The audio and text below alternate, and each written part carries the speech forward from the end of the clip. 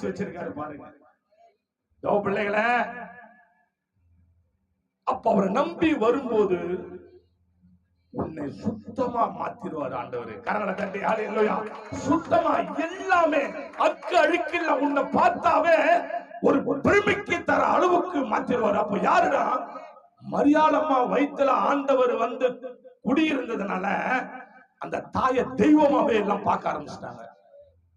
அப்போ ஒரு மனுஷனை சுத்தமா மாத்திருக்கிற தேவன் ஆண்டவராகிய இயேசு கிறிஸ்து. வாசித்து பாருங்க. அது லூக்கா சுவிசேஷம் 2ஆம் அதிகாரம் 12 முதல் 14 வரை. பிள்ளைய துணியில சுத்தி முன்னடையில கிடைத்திருக்க காண்பீங்க, இதுவே உங்களுக்கு அடையாளம் என்றான். அச்சனமே வான சேனையின்